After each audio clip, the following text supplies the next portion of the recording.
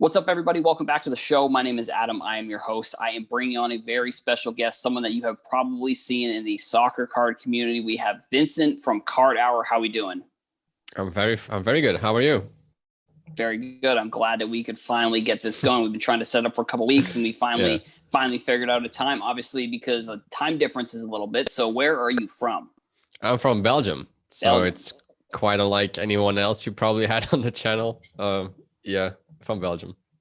Yeah, so it's about a 5 or 6 hour difference, I think, in our time. So we'll hop right into it here. So how did you get started into cards?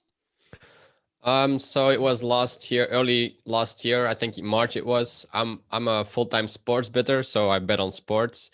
But then all sports disappeared, so there was nothing to bet on anymore. So I was looking on YouTube, like I think most people at that time, and I came across a YouTube video talking about sports cards. Obviously, being from Belgium, I used to collect stickers when I was younger, in comparison to most Americans that collected baseball cards or basketball cards. So I kind of knew that it was a thing, but I didn't realize that it became this thing, especially in America. So I just started looking into it more, and I was hooked because I just love sports so much, and it just made sense to me to jump into sports cards as well. So that's basically where it all started. So a lot of your content is kind of focused around soccer. So is soccer kind of the main sport that you buy cards in, or do you kind of branch out, or have you branched out into any other sports? So the first thing I bought was soccer, just because I know the most about soccer. I did buy some NBA and MLB, but I sold my MLB pretty much the first because I mean I didn't want to stretch myself too thin over like 7 different sports, so I really wanted to narrow it down to one, and that became soccer. But I did sell my I'm still selling my NBA stuff that I got like early last year. So, but it's mainly soccer right now. Yeah. Awesome. Yeah. And so speaking of kind of the content itself, I like a lot of your content. I think the Thanks. design and the look of it is all really uniform, which is obviously something that if anyone that follows my page probably sees. I use the same template essentially for every Yeah. single post. So, when you're creating sports card content or just content in general, like what's your kind of general approach to, I guess we could get into how you started with the content, and then what's kind of now been your general approach to content in general. So yeah, actually started a YouTube channel because obviously I'm not from the States, so English is not my first language. And I never made YouTube videos. I did some podcasts in Dutch, but I wanted to like get more comfortable in front of the camera and also speaking different language. So I just combined the two together, and now I'm making YouTube videos in English. So that was basically one of the main drivers as well, just to get more comfortable and learn different things, just step out of comfort zones. But I just like it so much that I just kept doing it. And now my general approach is just on my Instagram. It's mostly just listening to the questions I get asked, and just because sometimes people are too afraid to ask them on a bigger platform because they're afraid to get mocked or just stuff like that. So that's why a lot of the things I ask are just questions I get asked on a daily basis, or just things I want to get an answer to, or stuff that I can use from my videos, or just it's just a variety of things. But I think just as important as in any other sport is just the basics. um but yeah, I just enjoy doing it, and I try to ask every single question I get asked, because sometimes it's better to get an opinion of a lot of people than just for myself, because I'm just one guy making content.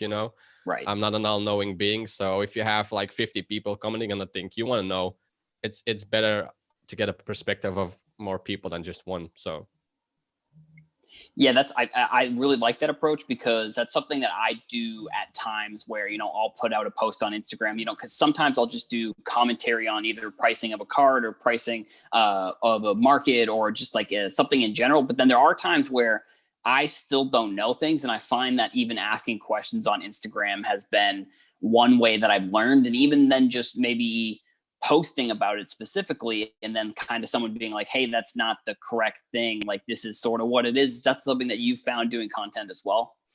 yeah, sure. I mean, I learn things on a daily basis as well. As I said, I'm just in it since March, so I'm not gonna claim I'm an expert in anything, or that I know everything about soccer soccer card collecting yet. I'm still learning, and it's going really fast making content because I mean you see so many different things on a daily basis that you pick it up pretty quickly.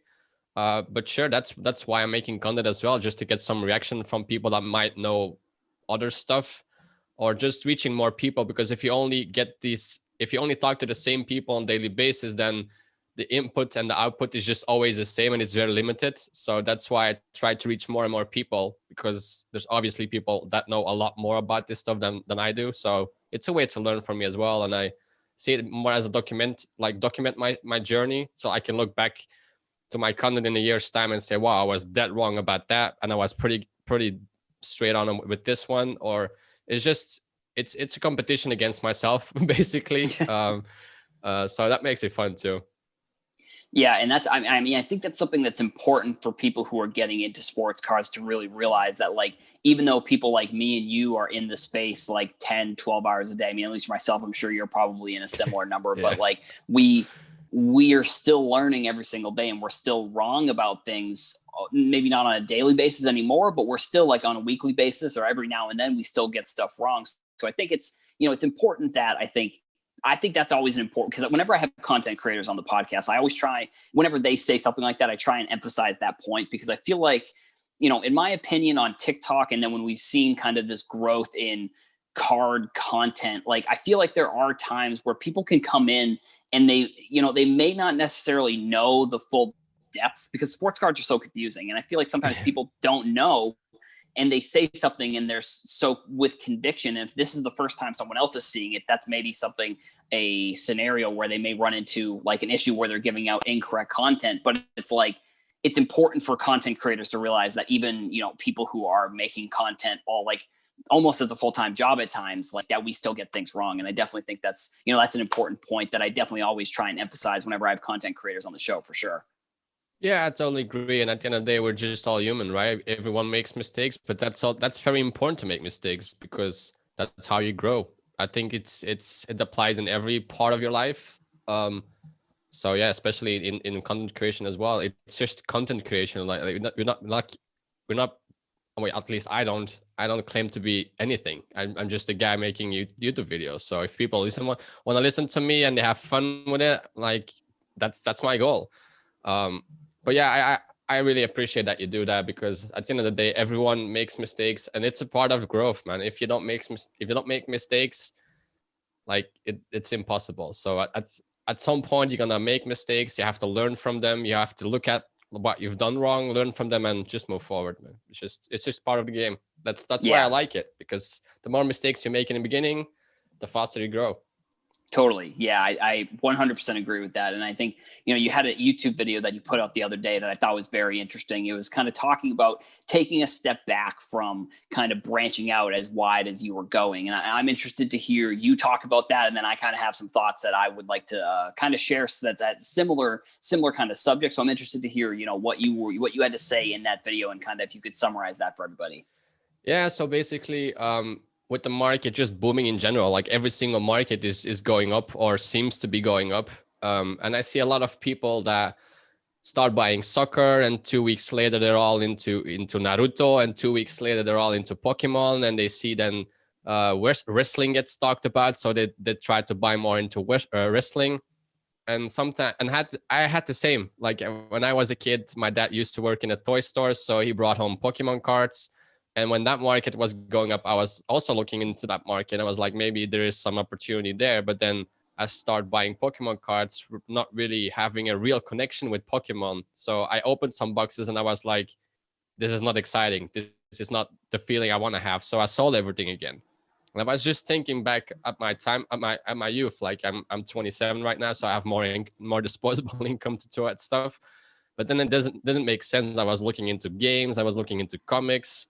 And you can invest in all that stuff, and that's completely fine. But I would rather spend that $5,000, $6,000, $1,500 into soccer cards, which I know very, very, very good by now, than just spread your money all over the place and keeping tabs on 7 different markets. And so I think it's important sometimes just to take a step back, like breathe for a second, and realize why you're in this. Why are you doing this? Are you in this for a collection? Do you want to make money? What's your game plan? What's your goal? a little bit treated as like a little business. Like it doesn't make sense to spend money on stuff like you have no clue what's going on. And I see that a lot on Instagram lately. So I thought it wasn't important to just talk about it from a creator's perspective, because I had it too. Not maybe in an extent that other people have it, but it's just something that happens. And sometimes you need to take a step back. So I thought it was a very good title. Yeah, I agree with that. And I think something that I've definitely been seeing on Instagram and on Twitter and TikTok, not as much, but, on Instagram and Twitter mostly. But, Yep. I think what people are sort of doing is they are almost taking the kind of same principles as like prospecting within like baseball or basketball or soccer. And they're kind of using those same concepts within just markets in general. And I think the one thing that I always talk about with some of these secondary and third tier markets is like you have to make sure that you're thinking about the crossover between like people. So, I think I've seen Harry Potter is one. I've seen Walking Dead, Game of Thrones, being on Clubhouse and hearing everybody talk about all this stuff. I think, if you're interested in that type of stuff, then it's all by all means, go ahead and buy it. But I think what people are maybe buying is less something that they like and more something that they think will just go up in value because they're the first to get into it. Because, if you were getting into sports cards in 2018, you probably have made a lot of money pretty significantly off of a lot of blue chip prospects. So there really wasn't anybody like you could have bought anything in 2018, and by now it even would have gone up. And even a player like Markelle Fultz, and it's like if you were think about that, he's just a player that's like just a regular player. Like he's not like a Luka or a Trey. So obviously those players saw more significant gains. But I think if you're not careful, you may get stuck in a market that you don't actually really want, or that there may be a market that actually doesn't exist in general. Because, with like I've heard with Pokemon I think is a little bit different, but like with like Harry Potter and Game of Thrones and Walking Dead and all these types of cards, you just have to make sure there is crossover between people who collect cards and then people who are interested in those subjects specifically. And I think we definitely have seen a growth in that kind of crossover. And I think as we see more celebrities, more people coming into the market, there's a chance that, those types of niche, smaller markets may start to go up. But I think, it's definitely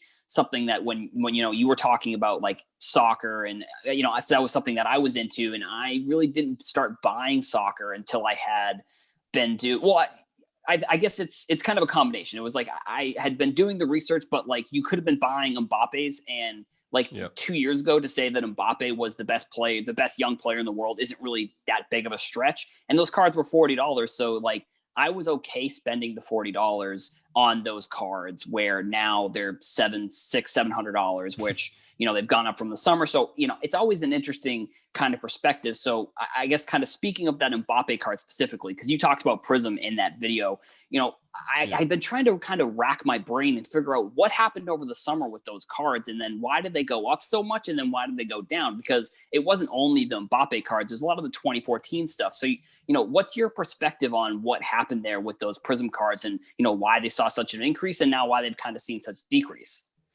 I think it's a combination of a variety of different factors. It's just back then content creators were really focusing on the thing they knew. And because I'm not want to downplay or downgrade anyone, but a lot of American sports cards collectors recognized Prism from basketball, from other sports, and they recognized four names: Messi, Ronaldo, Mbappe, and Neymar. So that's the four players that went up the fastest, the first, and these prizes were going to the roof. I mean, as you said, you could have bought that Messi for $2 or $20 or $40 for the longest of time, and all of a sudden, in a span of like 2-3 months, we went to $4.5K. I think people didn't really realize what that card meant to players like Messi and Ronaldo. I mean, for Messi, it's a 12-tier card. It's the first of Prism, but what does that really mean, being the first of Prism? I think in that aspect, the soccer market is a bit different than other sports. Like, and I think it's a typical American thing, like the first Prism, the first Select, the first. And I don't think you really have that in soccer. So this like one channel was pumping out content about Messi, and then everyone jumped on Messi, but all of a sudden Ronaldo became undervalued, and Ronaldo started going up, and then people were talking about Mbappe, so Mbappe followed these prices. And at the end of the day, people, I think, realized that, he has 20 other cards that were before the 2014. and then everything start dropping because the hype was gone. People start realizing, maybe starting to get more educated, that there were 20 other cards before the 2014 Prism. So it didn't really make sense why prices went up so fast, so high. But a lot of people lost a lot of money, because I still remember, and I tell this story every time people are talking about Prism, is the 2018 Prism Kylian Mbappé PSA 10 base was going down while his two rookie cards start going up. So that just shows you that if you're not educated enough to make these big purchases, that maybe you take a step back, look at the market, and try to really understand what's going on, because it didn't make sense in any aspect why these prices start shooting up like crazy. And I was warning people, like, are you really going to spend $4,000 on a 10th-year Messi card because it says Prism? That's maybe me being from Europe. I still don't understand all the Prism hype. I do understand it, but I don't agree with it. But I don't have to agree if the market agrees. That's a different story. But yeah, it's interesting, and it probably happen again. If you see that, if you look at the Euros, Prism is probably gonna pick back up because a lot of new people come in the market. They buy the first thing they recognize. It's gonna go up, and it's gonna drop again. It's a cycle that's going to happen, and a lot of people are not going to educate themselves. They're going to lose a lot of money, and it's a cycle. But it's an interesting cycle. So yeah, it was crazy. Luckily for me, I got in very early, and I didn't, how you call it, keep holding the bag. Right. Right. Yeah. But yeah, it was interesting. Like, what was your perspective on the whole thing? Yeah, I think I agree with a lot of what you said. And I think I definitely fell into the conversation. Like when I was getting back into soccer, I don't know if I was necessarily the first sports card account that was really talking about soccer, but I know I was at least in the first 5 or 6. Like I know I was in one of the first few. And when people were asking me, that's something that I said. I was like, the Prism Mbappe is one of the better cards to get. Like that's one that which I guess it can be dangerous at times, because I think that content creators, we're in this kind of weird market here where we are, we're some of the first content creators, I think, in a space that's going to become extremely large. And we're in sort of a space where it's like you're making money buying something and selling something. So it can be, as much as I like to say, or like others in the card community like to say, that content creators don't have any influence on the market, I think that we have an influence. It's maybe not as large as like Twitter says that it is, but like,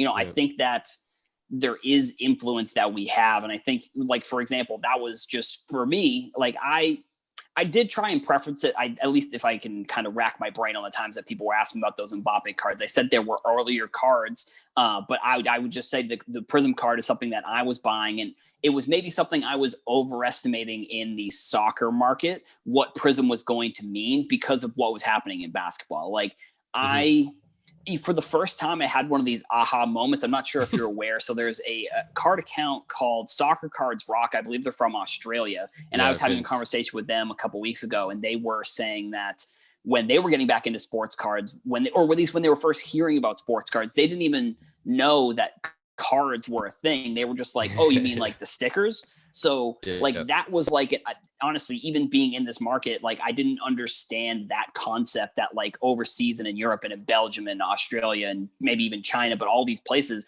the cards are actually just stickers. Like it's not even like, it's not even cards. Like cards aren't a thing. So that's why I think I definitely maybe overestimated Prism. And I do think that 2018 Prism card will still be important for, American soccer collectors, because I do think that Prism is going to be important, but I think maybe the growth in the market wasn't as sustainable as it was back then. I do also think that, because I think I put out a podcast probably in like maybe December, kind of questioning like what happened with these cards, like how did this happen? And I think it was a combination of, like you said, those 4 big players, people really thinking those are the only 4 players in the world. And once people start realizing like there's a Foden, there's Rashford, there's Greenwood, there's all of these other players that are, maybe not just as good as those 4, but they're in this like high second tier. Like once that started happening, I think people started taking their money out of those Prism cards and putting them into, like a Foden or a Kai Havertz or a Timo Werner, like all these types of players. So I think that's kind of what I, at least from my perspective, I think that's kind of what happened with those cards. Yeah, maybe Mbappe is a wrong example, because the 2018 Prism, I could maybe agree it becomes an iconic card because he was the second youngest player to win the World Cup, and that's from the World Cup. So I would understand about the Mbappe, but like the Messi, the Ronaldo, the Neymar, it just didn't make sense to me. For the longest of time, when I just joined the hobby, I was like, stickers. Like, why are you buying cards? It's stickers. So I was fighting this battle against myself, basically. Like first sticker or cards, but then I start realizing, of course, there's a place for both. Like, I don't mind buying cards, I don't mind buying stickers, but just, yeah, you need to educate yourself, and that's the main thing I keep going back to, is like, know that there are 10 cards before that. Like, I'm fine with you buying 2014 Prison, I don't mind, but just know that maybe on a long term it's not maybe the best play. So Right. Yeah. I think, and that's something that I also, like you said, you were fighting with yourself. I was fighting with myself. Anytime someone said, no, it's the stickers, that's what you want to collect, I was like, no, it's not. It's the cards. It's going to be the cards. Like, that's just what it is. But like, yeah, I think honestly, I'm just starting to respect the stickers more now than I did before. yeah, And honestly, it could just be because I'm not buying as much. That could be maybe one of the reasons. Maybe I was a little bit biased because I bought a lot of, not like a lot, but I bought a decent amount. I think I had at one point, I had 10 of the base Prism PSA 10 Mbappe. So, when yeah, people said, no, it's the 2016 sticker, and then he has 2 Monaco cards, I was like, no, it's fine. Like, the 2018 Prism card is going to be the one. So, I think that kind of ran me into a little bit of maybe being incorrect about a market, and not seeing as far ahead as maybe I was expecting. And buying those cards so cheap, and I use cheap in this scenario because they were cheap at the time. You had a great Instagram post where you were talking about people saying that stuff is cheap doesn't mean that it's undervalued, and that's like literally something that I've been trying to preach that for a while now, because like I said, I've seen new people come into the market and talking about these random 2018 basketball Prism cards of these players coming into the season, people calling them undervalued when the yeah, players are just not good. And it's like the reason they're cheap is because the players aren't good. It's not because the player hasn't gotten the opportunity to play. So, yeah. you had one of those Instagram posts. I'm definitely interested to hear your perspective of kind of the cheap versus undervalued, and if maybe people are using undervalued a little bit too often, because I kind of think we are. Yeah, I mean, I couldn't agree more. I think it's so easy to call something cheap undervalued, and something is sometimes, most of the times, something is cheap because it's supposed to be cheap. Like we are so fast to say, oh, Ronaldo is going up, so the next guy in line is undervalued just because the other one goes up. Like, there's a reason why certain cards go up, and there's a reason why certain cards are just cheap. You sometimes you find the undervalued cards, but it's nowadays I think it's more rare because a lot of people dabbled in and joined. And I mean, there is no secret place somewhere in the soccer card world where like 5 players are hidden that are undervalued and no one has heard about them. Like, by now, a lot of, like, 95% of players are known. So if they're cheap, they're probably cheap for a reason. And as you said, it's so easy to call something undervalued. Like, but what does that really mean, undervalued? So that's another thing to be very careful of, to not buy into cheap cards. And as you said, like, some players are just not good. It's like, Right. Yeah. you can have your hype for 5 minutes, but as soon as that cools off, then it's just another guy in the pack. So yeah, I've seen that a lot lately as well. That's why I put it out, just to make people aware that something is cheap for a reason. So Yeah, and I mean, I think the other thing is, like, content creation is hard. So I'm yeah, not saying that, people are out here purposely misleading people by saying that a card is yeah, undervalued when it's actually cheap. And I actually think that people are just using the word undervalued as instead of cheap. Like, yeah, because I think it sounds better when you're making yeah. content. Sounds Like it, cool, right? like if you're coming out and saying, this random bench player on the Magic is cheap, like people are gonna be like, why would I want to look into that? But if you say they're undervalued, that kind of makes people maybe a little bit more interested and see that there Yeah, could be potentially an opportunity. So yeah, I mean, I think that people are just using undervalued as a way to kind of mask that a player cheap is not good. And that's also not to say that there aren't undervalued opportunities. I think, like, if you were buying into soccer, I think as those Messi and Ronaldo cards were going up, I think there was definitely undervalued players like in the league that people didn't really even know about because they didn't know. And it's not that they were purposely ignoring these players. Like they may just not even know. Like for me, it was like a Kai Havertz kind of came on my radar. Erling Haaland came on my radar. And, there was never a time where I think Erling Haaland cards have been cheap or undervalued, but like Havertz was like, I saw a tweet that was before the Bundesliga restarted in the last season. It was something along the lines of he has scored 30 goals and is the youngest player in Bundesliga history to score 30 goals. So, I went to that card on Check On My Cards and they're like 50 cents or 90 cents or however much they were. And now I've recently sold one for like $30. So it's like, there were opportunities, and I think there still are opportunities as well. That's kind of the other thing. And it's what's great about sports cards is that there's something for everybody. And so like if somebody wants to get into Marvel or Harry Potter, maybe those cards are undervalued, and maybe we could be wrong about that. And in 10 years, someone has a Harry Potter sticker from the original set that's 50 cents now and it's $200. Like you never know. And I think that's kind of one of the hard things with content creation is just making a prediction and kind of sticking with it and just realizing that, hey, maybe sometimes you're going to be wrong. So, I have a couple other questions for you. So when you're doing research on cards, do you have like any tips or tricks that you can use, for soccer or for basketball or kind of just in general? Like what are some of the strategies you're using when either you're looking for a new card or kind of just tips and strategies in general? Yeah, well, me being from Belgium, the only way I can really join the hobby or being part of the conversation is through the internet. So that's where just 95% of my knowledge comes from, is just talking to a lot of people that know a lot more about the hobby in general, not specific soccer cards, but just as the hobby. I mean, I've been in this since March. I've seen nothing basically. I've just been through the NBA bubble and the NBA season. I've been to the Champions League once, but I've never seen a Euros. I've never seen a World Cup. So I just try to connect with a lot of people that know a lot more about that stuff than I do, just from a grand scheme of things.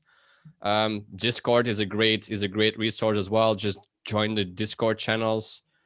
Clubhouse now, I think, is amazing. There is so many different people again that you never probably heard of, but are very knowledgeable in what they do. And well, for me, it's maybe a little bit easier being a content creator. Like I can just ask people on the show and I can learn a bunch of stuff too, just by talking to them, recording. So that's what I've been enjoying a lot too, is just having so many different people on from so many different parts of the hobby. I have vintage people on, I have modern people on, just so many different styles of collecting. Some are after modern, some don't really care about modern. So I just connecting to people, just talk to people. The hobby is something that you do as a whole. It's not me against you. It's just all together, and we're all in this. Like we share the same passion. That's sports cards. So just talk to people. That's I think the easiest way to learn a lot. I mean, also reading a lot of books. Just read up on the history of the leagues, on the players, biographies. I think that helps a lot too, because you read names maybe you never heard before. You can start Googling them. And you run into 50 different other names. So as soon as you start reading, it goes very fast because there's a lot of players you never heard of. So I think those are my main ways right now, is a lot of reading. Sounds stupid, but it's so easy. Like right. Just order a book and you have 20 different names, 50 different leagues to research. Right, exactly. Yeah, and I think the one point you made there that was really good was just reaching out to people and asking them questions, because some of the best info I've ever gotten has been from just asking someone a question about a specific thing and them kind of giving their response and actually getting the feedback from somebody. And that kind of is an interesting sort of scenario within sports cards and within the growth. And I think kind of just actually I have one other question before the last one. So I want to step back to kind of what we were talking about with the Mbappe cards. And I've had a concept that I've been kind of racking my brain a little bit about, and it's been that with those Prism cards, it was a lot of like American content creators that were making soccer card content. And I think the reason we're starting to see stickers and alternative soccer cards kind of make their way up is because people overseas were starting to make sports card content. And I got started making content in 2018, and then we kind of saw a pretty significant increase in content creators probably in that late 2019, early 2020 throughout that year. So is, from being overseas, is that something that you have seen? Like, have you seen kind of an influx of people kind of in your region, in your area, making content? Or is that because, it's obviously because like Tom is somebody that I talk to, there's tons of people that I talk to all the time that aren't from America and that I didn't know before this last year. So I'm kind of interested to see, like, is that something that you've seen happen as well? Yeah, I mean, if I just look on Instagram, there's more and more Europeans joining. People from Portugal, I've seen, because I mean, obviously they're from the country from Ronaldo, so they have always like stuff to show off. But yeah, I've seen a lot of different European countries joining. Like as you said, like Tom is from the UK. He's not like Brexit and all that, but yeah, it's good to see that it's more diversified, I would say. So there is people that really care about stickers, don't really care about cards because they're from Europe. There's people like me who kind of made the transition from only stickers to just both. But yeah, I've definitely seen an increase in people on Instagram, especially. It's so easy to make an Instagram account and just start posting the stickers you've been collecting for 30 years. So it becomes so much more accessible through Instagram, to Discord, to Facebook. Or maybe that's exactly what was needed, just to level it out, I would say. There's a place for both. So, but I've definitely seen an increase in Europeans and people more talking about stickers over cards too. So I think it's a good thing. Yeah, I definitely agree with that. I think we're seeing the more people coming into the market and the more people who are knowledgeable about stuff, I think is super important because, I'm learning from other people every single day. So I have one last question before we wrap up the show here. What is your dream card? Oh, that's a good question. I think for most soccer collectors, that would be a Pele, a very early Pele. I enjoy Garrincha as well. I think he's a bit overlooked because of Pele. But yeah, I think that it has to be an early Pele card. It's been I've been going up so fast that it's probably out of my reach for the next 50, 60, maybe ever. But I think I should have to say Pele. Yeah. Yeah, I mean, Pele, there's so many, I think, and that's where I think there is maybe some undervalued opportunities in the market is like some of these like legendary soccer players, because it's the same thing. Maybe it's a staggered approach to where people only knew about Messi and Ronaldo and Mbappe and Neymar, and now they know kind of about those second tier players, the Kevin De Bruyne's, all those type of players, and now they're kind of getting into vintage, and it may even just be like a cycle where vintage in basketball and in baseball is really starting to explode, and it's actually gotten almost to the point where you can buy some vintage baseball or vintage sports cards and they're going up almost just as much as modern stuff was, which that was never really the case for 30 years. Like for 20, 30 years, that Jordan card was never, it was never a $750,000 card. I think it may have sold for 600,000 the other day, but it was never like that. So I just think that the vintage stuff I definitely see as a pretty good opportunity for sure. Yeah, I've seen it like happening right now. Everyone was so busy trying to find Pele and Maradona that players around those players. It's the same as Messi and Ronaldo. It took a while before people realized there were more players than those four. And I think that's exactly what's happening right now in the vintage market as well. I've been buying a lot of vintage, and people are paying $700 right now for a 5th, 6th, 7-year Pele instead of just going for that first tier of other legendary players. There were so many. There is so many overlooked or untapped spaces in soccer history that you can still buy first-year cards for the same price as a 6th, 7th-year Pele card. Now, is it logical that you go for a Pele? Yeah, obviously it's Pele, but there's just a lot of opportunity out there. As you said, there's a lot of people, a lot of players that are getting not really the attention they should deserve. But that's the same in modern as well. I still think established players get overlooked because of their boringness. So there's a lot of opportunities still out there for sure. Yeah, I totally agree. So I want to thank you for coming on here. Obviously, I'm excited to kind of talk to content creators, especially in the soccer space. Always a ton of fun. So tell the audience where they can find you. Basically on every social media platform besides TikTok, at Cardhour, YouTube, Instagram, Twitter. I'm just at Cardhour. You'll find me. Perfect. Awesome. Thank you so much for coming on. Thanks for having me, man.